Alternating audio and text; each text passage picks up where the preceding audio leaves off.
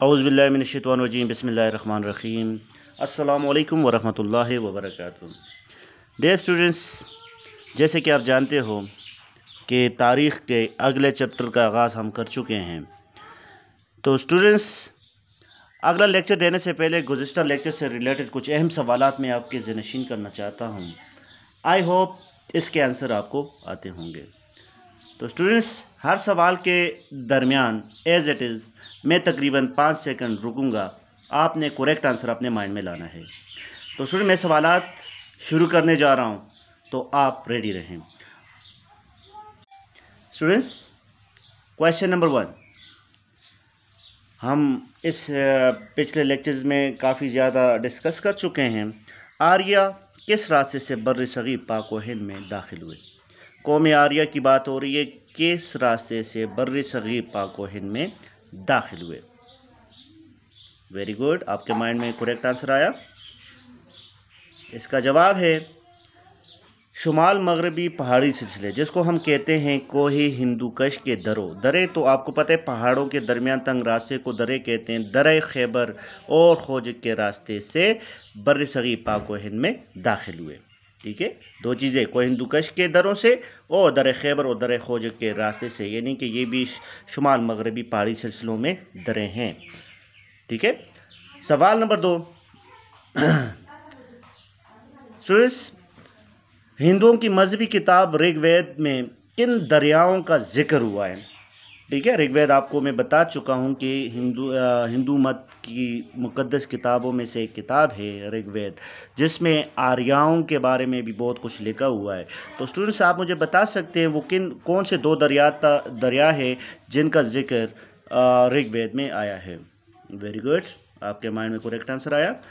ये है दरिया गंगा और दरिया जमुना। ये दो मुक़द्दस दरिया है, दो मजहबी दरिया हैं हिंदुओं की, और अभी भी हिंदुस्तान में ये बहते हैं। अगला सवाल है कि हिंदू मत कितनी ज़ातों में बटा हुआ था? यानी हिंदू मत कितनी ज़ात, यानी कि ज़ात पात की तकसीम तो हिंदू मत में काफ़ी ज़्यादा थी, तो कितने ज़ात थे? वेरी गुड, आपके माइंड में करेक्ट आंसर आया। इसका जवाब है कि हिंदू मत 4 ज़ातों में बटी हुई थी। सबसे ऊपर वाली ज़ात को हम ब्राह्मण कहते हैं, दूसरे पे कश्यप, तीसरे पे वैश्य, और सबसे निचली ज़ात वाले हिंदू जो थे उसको शूद्र कहते हैं। ठीक है, और समाज में इनको बुरी निगाह से देखा जाता था। इसका आखिरी क्वेश्चन है, आप हम अपने लेक्चर की तरफ जा रहे हैं, और लेक्चर को देने से पहले मैं आपको कुछ इंस्ट्रक्शन देना चाहता हूं। स्टूडेंट्स, मोस्टली बच्चे मुझे अपना होमवर्क पिक्चर निकाल कर व्हाट्सएप ग्रुप में शेयर करते हैं, लेकिन कुछ बच्चे ऐसे हैं जो होमवर्क मुझे सेंड नहीं कर रहे, तो काइंडली वो भी अपना होमवर्क मुझे सेंड करें। आज के लेक्चर की तरफ जा रहे हैं, तो स्टूडेंट्स ये बहुत अहम लेक्चर है आज का। तो इसमें आप लोगों ने शॉर्ट क्वेश्चन MCQs के लिए पेंसिल अपने हाथ में ले, ताकि जितने भी इंपॉर्टेंट चीज़ें या न्यू टर्मिनोलॉजी है तो उसको आप अंडरलाइन करके कमेंट्स में मुझसे पूछें। तो स्टूडेंट्स, मैं स्टार्ट करने जा रहा हूँ। बुक आपके सामने हो, और जितने भी की पॉइंट्स मैंने लिखे हुए हैं, तो हर एक पॉइंट को आपने समझना है और साथ में याद भी करना है। ठीक है, तो मैं स्टार्ट करने जा रहा हूँ। स्टूडेंट्स, आज का लेक्चर है बुद्धिज़्म यानी बुद्ध मत। बुद्ध मत मज़हब के पैरोकार कहाँ पर है? बुद्ध मज़हब का शुमार दुनिया के किन मज़ाहिब में होता है? और गौतम बुद्ध के बानी कौन थे? ये कुछ अहम सवालात इस लेक्चर में उठते हैं। तो स्टूडेंट्स, सबसे पहले बुद्ध मत के बायोग्राफी की तरफ जाते हैं। बुद्ध मत यानी बुद्धिज़्म। स्टूडेंट्स, बुद्ध मत का शुमार दुनिया के कदीम मज़ाहिब में होता है। इसमें कदीम पुराने मज़ाहिब में, जिसमें हिंदू मत, जैन मत और बुद्ध मत, ये 3 कदीम मज़ाहिब है। इनके मुकाबले में इस्लाम जदीद मज़हब है। ठीक है, तो once again I repeat this, यानी बुद्ध मत का शुमार दुनिया के कदीम मज़ाहिब, मज़हब की जमा मज़ाहिब, ठीक है, मज़ाहिब में होता है। पॉइंट नंबर 2, बुद्ध मत आज से हज़ारों बरस कबल दुनिया का सबसे बड़ा मज़हब रह चुका है। यानी कि हम कह सकते हैं कि हज़ारों बरस कबल दुनिया का बड़ा मज़हब जो था वो बुद्ध मत था। ठीक है, पॉइंट नंबर 3, आज भी इस मज़हब के पैरोकार कहाँ पर हमें मिलते हैं? इस मज़हब के, ये हमारा क्वेश्चन है कि बुद्ध मत के पैरोकार हमें कहाँ कहाँ मिलते हैं। तो स्टूडेंट्स, सबसे पहले मैं ये आपको बताना चाहता हूँ कि बरआज़म एशिया के कुछ ऐसे ममालिक हैं जहाँ पर अब भी इस मज़हब को मानने वाले मौजूद है। वो कौन कौन से? आज भी इस मज़हब के पैरोकार भारत, जापान, कोरिया, चीन, श्रीलंका, नेपाल में मौजूद है। किन किन ममालिक में मौजूद है? अच्छा जी, ये भारत में, जापान में, कोरिया में, चीन में, Sri Lanka, Nepal. Once again I repeat this, आज भी इस मज़हब के पैरोकार भारत, जापान, कोरिया, चीन, श्रीलंका और नेपाल में मौजूद है। स्टूडेंट्स, पॉइंट नंबर 4, इस मज़हब के बानी कौन थे? इस मज़हब के बानी कौन थे? तो ये हमारा एक और शॉर्ट क्वेश्चन है कि बुद्ध मत के बानी, यानी कि इस मज़हब के बानी गौतम बुद्ध थे। क्या नाम था उसका? गौतम बुद्ध, या इसको पूरा नाम महात्मा गौतम बुद्ध, यानी कि इस मज़हब के बानी गौतम बुद्ध थे। इसका असल नाम क्या था? जिनका असल नाम सिद्धार्थ था। क्या नाम था इसका असल नाम? सिद्धार्थ था। लेकिन गौतम बुद्धा वो तब कहलाने लगे जब इसको इल्म मिल गया था। जब इसको इल्म मिल गया था तो ये गौतम बुद्ध कहलाने लगा। ठीक है, तो इसका असल नाम तो सिद्धार्थ था। गौतम बुद्ध कब पैदा हुए? अनदर क्वेश्चन कि गौतम बुद्ध कब पैदा हुए? 563 कबले मसीह। कबले मसीह में बार बार आपको हिस्ट्री में बता चुका हूँ, यानी एक ईस्वी का दौर है, एक कबले मसीह का दौर है, यानी कबले मसीह ईसा अलैहिस्सलाम के पैदाइश से पहले का दौर। ठीक है, गौतम बुद्ध कब पैदा हुए? 563 कबले मसीह में पैदा हुए। ठीक है, क्वेश्चन फिर से कवर हो गया हमारा कि गौतम बुद्ध कब पैदा हुए? गौतम बुद्ध 563 कबले मसीह में पैदा हुए, 563 BC में, यानी बिफोर क्राइस्ट पैदा हुए। स्टूडेंट्स, गौतम बुद्ध, अगला हेडिंग है कि गौतम बुद्ध कहाँ से ताल्लुक़ रखते थे। इसमें पॉइंट नंबर 1 मैंने लिखा है, गौतम बुद्ध रियासत कपिलवस्तु का राजा सिद्धूदान का इकलौता बेटा था। किसका बेटा था? राजा सिद्धूदान का एक ही बेटा था जिसका नाम था गौतम बुद्ध। ठीक है, वंस अगेन, गौतम बुद्ध रियासत कपिलवस्तु। कपिलवस्तु कहाँ पर? हिंदुस्तान, मौजूदा हिंदुस्तान में एक जगह है जहाँ पर कपिलवस्तु नाम की जगह थी और उसका राजा सिद्धूदान था। सिद्धूदान बादशाह था। इसका इकलौता बेटा जिसका नाम था गौतम बुद्ध। ठीक है, पॉइंट नंबर 2, कहा जाता है कि इनकी पैदाइश के बाद एक पंडित यानी कि हमारे यहाँ मौलवी होते हैं और हिंदुओं में पंडित होते हैं। पंडित यानी कि उनको मुख्तलिफ़ किस्म के इन्फॉर्मेशन देता है और इबादत के तरीके बताता है, उसको पंडित कहते हैं। पंडित दरबार में आया और इसने पेशगोई की कि ये बच्चा बहुत बड़ा बादशाह बनेगा। ठीक है, किसने ये पेशनगोई की? एक पंडित ने। इसके वालिद को बताया कि ये बच्चा गैर मामूली है, ये आगे फ्यूचर में बहुत अजीम हस्ती बनने जा रहे हैं। तो इस सूरत हाल को देखकर गौतम बुद्ध के अंदर गौर और फिक्र और संजीदगी बढ़ती गई। ये सूरत हाल देखकर बाप ने बेटे को दुनियावी मशागिल की तरफ माइल करने के लिए 16 साल की उम्र में इनकी शादी, यानी गौतम बुद्ध की शादी करवाई है ताकि ये दुनिया की तरफ राग़िब हो सके, क्योंकि गौतम बुद्ध को बाहर की दुनिया नहीं दिखाई गई, इसको महल में ही रखा गया और महल में ही बड़ा हुआ, और बाप ये चाहता था कि दुनिया के मशागिल की तरफ भी माइल हो सके, जिसकी वजह से उन्होंने क्या किया? 16 साल की उम्र है, 16 ईयर ओल्ड, इसकी शादी एक राजकुमारी जिसका नाम था यशोधरा से करवा दी। यानी गौतम बुद्ध की शादी किससे करवाई? यशोधरा से करवाई, जो कौन थी? राजकुमारी थी, यानी कि बादशाह की बेटी, ये भी बादशाह की बेटी थी। तो बाप का एम क्या था? मकसद क्या था? बाप का मकसद ये था ताकि ये दुनियावी मशागिल की तरफ राग़िब हो सके, क्योंकि वो बहुत संजीदा इंसान था, वो संजीदगी में रहना चाहता था। लेकिन बाप ने कुछ स्ट्रगलिंग की और इसको दुनियावी मशागिल की तरफ राग़िब कर दिया, और इसकी शादी किससे हुई? राजकुमारी यशोधरा से। यशोधरा इसकी बीवी बनी। फिर क्या हुआ आगे? स्टूडेंट, जैसे कि मैं पहले बता चुका हूं कि गौतम बुद्ध की सारी ज़िंदगी दरबार में रही, यानी उसको बाहर की दुनिया नहीं दिखाई गई। तो स्टूडेंट, पॉइंट नंबर 4 में मैंने लिखा है गौतम बुद्ध की सारी ज़िंदगी कहाँ पर गुजरी? महल में बसर हुई, यानी कि गौतम बुद्ध की सारी ज़िंदगी महल के अंदर ही बसर हुई। ठीक है, क्यों? क्योंकि कहा जाता है कि इनकी पैदाइश के बाद एक पंडित दरबार में आया और उसने पेशन गोई की कि ये बच्चा बहुत बड़ा बादशाह बनेगा या अजीम हस्ती। चुनांचे गौतम बुद्ध के वालिद ने इसकी अच्छी तालीम और तरबियत और जुमला सहूलियात का बंदोबस्त भी किया था, लेकिन ये तमाम चीज़ें इन्हें मुतासर ना कर सकी। स्टूडेंट, ये सूरत हाल देख कर बाप ने बेटे को दुनियावी मशागिल की तरफ राग़िब करने के लिए 16 साल की उम्र में शादी करवा ली। तो once again I repeat this most important point, Gautam Buddha के बेहद इसरार पर, यानी कि उसने इसरार किया कि मुझे बाहर की दुनिया देखनी है, तो गौतम बुद्ध के बेहद इसरार पर इन्हें बाहर की दुनिया दिखाने की इजाज़त मिली। साथ में राह चलते उन्होंने एक बूढ़े शख्स को इंतहाई कमज़ोर और लाचार हालत में देखा। जब एक बूढ़े आदमी को इसने इंतहाई कमज़ोर और लाचार हालत में देखा तो ये बहुत ही परेशान हो गया था कि दुनिया में परेशानी भी, क्योंकि गौतम बुद्ध ने अपनी सारी ज़िंदगी महल में गुजारी थी। जब बाहर की दुनिया देखी कि बाहर तो परेशानियां भी है, तो कुछ आगे जाकर यानी कि आगे एक बीमार नज़र आया जो दर्द और तकलीफ से कुर्रा रहा था, यानी चीख रहा था, ठीक है, फरियाद कर रहा था।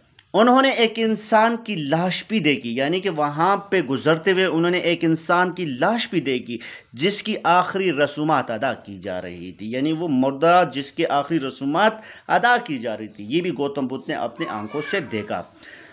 तो स्टूडेंट्स, इंसान की बेबसी और लाचारगी ने इन्हें दुखी कर दिया। ये बहुत ज़्यादा दुखी हुआ कि दुनिया में तो खुशियों के साथ साथ परेशानियां भी है। क्या है? दुनिया में खुशियों के साथ साथ बहुत ज़्यादा परेशानियां भी मौजूद है। तो स्टूडेंट्स, तो इस वजह से दुनिया की आसाइशों से, यानी कि जो सहूलियात थी, जो आरामदेह चीज़ें थी, तो गौतम बुद्ध का दिल उनसे उचट हो गया यानी उकता आ गया। वो उससे बेजार हो गया कि दुनिया की आसाइशें जो हैं वो टेम्पररी है, आर्जी है। तो स्टूडेंट्स, फिर क्या हुआ कि एक रात चुपचाप, यानी कि गौतम बुद्ध बिल्कुल रात के सन्नाटे में एक चुपचाप अपने घर से अकेले निकला और उस इल्म की हुसूल में मसरूफ़ हो गए जिससे इंसान की तकलीफ़ों और दुखों का ख़ात्मा किया जा सके। वो ऐसा इल्म तलाश करना चाहता था जिसके ज़रिए इंसानों के तकलीफ़ों का हल हो। तो वो इंसानों के तकलीफ़ों का ख़ात्मा चाहता था और आखिरकार वो एक रिज़ल्ट पे पहुंचा। वो कैसे कि आखिर एक पेड़ के नीचे मराकबा इबादत को कहते हैं, यानी एक इबादत में मशगूल हो गए और कहा जाता है कि 40 दिन के बाद इन्हें रोशनी महसूस हुई। यानी 40 दिन इसने मुसलसल एक पेड़ के नीचे इबादत शुरू की और मुसलसल शुरू की, तो अचानक ही से इसको रोशनी महसूस हुई और सच्चा इल्म मिल गया। इसके बाद ये बुधा कहलाए। बुधा यानी कि अल्लाह की इबादत करने वाला, यानी कि अल्लाह का परहेजगार बंदा। तो स्टूडेंट्स, कहा जाता है, कुरान मजीद में भी इसका जिक्र आया हुआ है।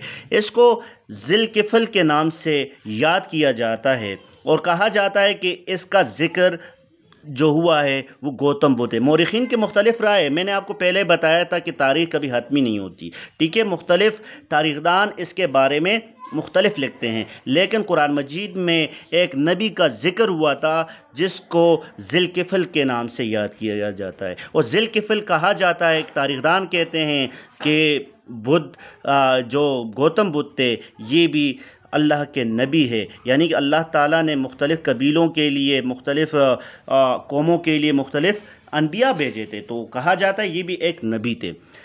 इसके साथ साथ गौतम बुद्ध ने 35 साल की उम्र में बुद्ध मत की बुनियाद डाली। ये हमारा इंपॉर्टेंट क्वेश्चन है कि गौतम बुद्ध ने कितने साल में बुद्ध मत की बुनियाद डाली, यानी 35 साल की उम्र है। जब उसकी एज 35 साल थी तो बुद्ध मत की बुनियाद पड़ गई थी। गौतम बुद्ध ने 45 साल बुद्ध मत की तबलीग अशात को कहते हैं, यानी कि इसकी प्रचार की, कि गौतम बुद्ध की जो तबलीग थी तो उसने 45 साल बुद्ध मत की तबलीग की और 80 साल की उम्र पाई, यानी कि 80 साल में गौतम बुद्ध इंतकाल कर गए।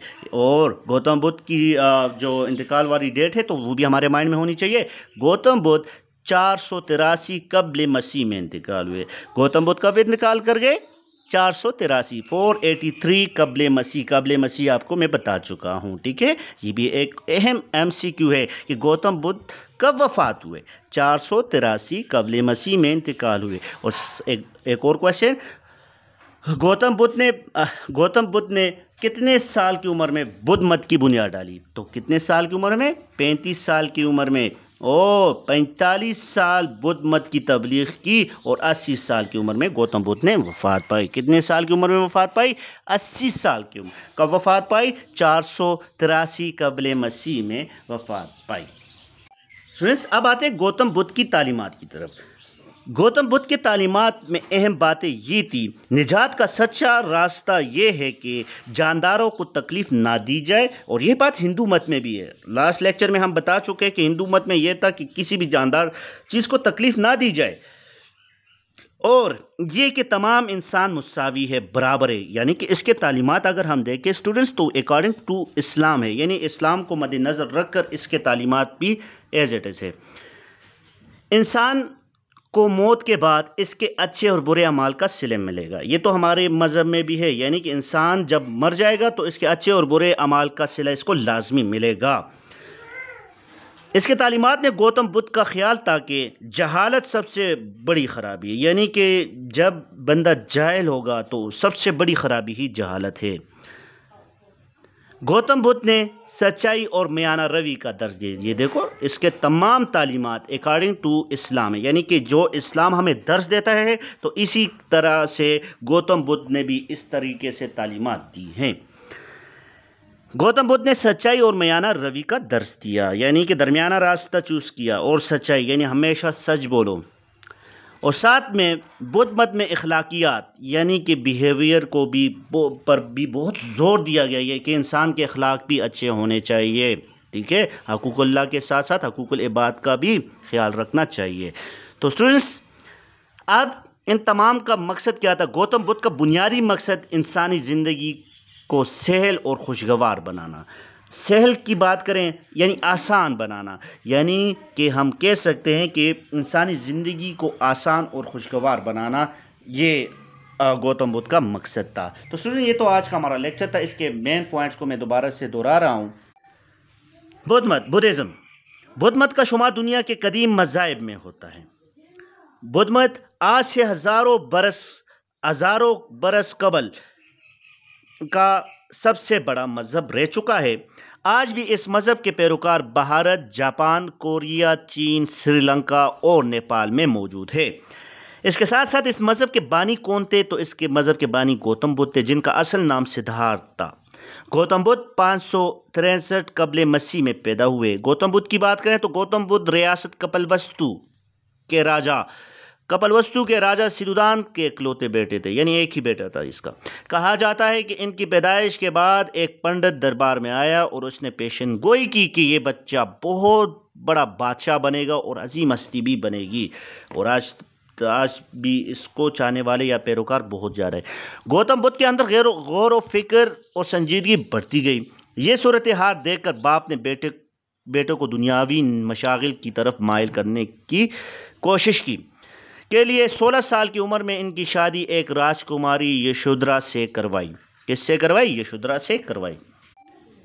गौतम बुद्ध की सारी ज़िंदगी महल के अंदर बसर हुई। गौतम बुद्ध के बेहद इसरार पर इन्हें बाहर की दुनिया दिखाने की इजाज़त मिली।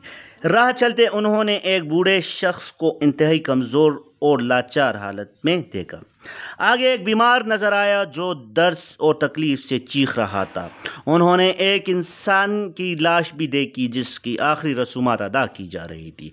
इंसान की बेबसी और लाचारगी ने इन्हें दुखी कर दिया और इस वजह से दुनिया के आसाइशों से गौतम बुद्ध का दिल उचट हो गया। एक रात चुपचाप अपने घर से अकेले निकल पड़े और उस इल्म के हुसूल में मसरूफ़ हो गए जिससे इंसानों की तकलीफ़ और दुखों का ख़ात्मा किया जा सके। आखिर एक पेड़ के नीचे मराकबा इबादत को कहते हैं, यानी इबादत में मसरूफ़ हो गए। कहा जाता है कि 40 दिन के बाद इन्हें रोशनी महसूस हुई और सच्चा इल्म मिल गया। सच्चा इल्म क्या था? कि दुनिया में लोग एक दूसरे के साथ अखलाकियात से पेश आए। इसके बाद बुद्धा कहलाने लगे। गौतम बुद्ध ने 35 साल की उम्र में बुद्ध मत की बुनियाद डाली। गौतम बुद्ध ने 45 साल बुद्ध मत की तबलीग यानी अशात और 84 साल उम्र पाई। ठीक है। इसके साथ साथ गौतम बुद्ध 483 कब्ल मसीह में इंतकाल कर गए। गौतम बुद्ध की तालीमात। गौतम बुद्ध की तालीमात में अहम बातें ये थी, निजात का सच्चा रास्ता ये है कि जानदारों को तकलीफ़ ना दी जाए और ये कि तमाम इंसान मुसावी है। अगला पॉइंट है, इंसान को मौत के बाद इसके अच्छे और बुरे अमाल का सिला मिलेगा। गौतम बुद्ध ने सच्चाई और मयाना रवि का दर्ज दिया और बुद्ध मत में अखलाकियात पर जोर दिया। गौतम बुद्ध का बुनियादी मकसद इंसानी ज़िंदगी को सहल और खुशगवार बनाना था। तो स्टूडेंट्स ये तो आज का हमारा लेक्चर था। आज के होमवर्क की तरफ, आज का होमवर्क है बुद्ध मत और गौतम बुद्ध की तालीमात। बुद्ध मत और गौतम बुद्ध एक ही बात है, लेकिन बुद्ध मत और गौतम बुद्ध की तालीमात के बारे में आप क्या जानते हैं, यानी कि इस लेक्चर में जितनी भी की पॉइंट्स है ये अपने असाइनमेंट शीट्स पे लिखने हैं। Thank you very much. अल्लाह ने के बाद खुदा हाफिज़।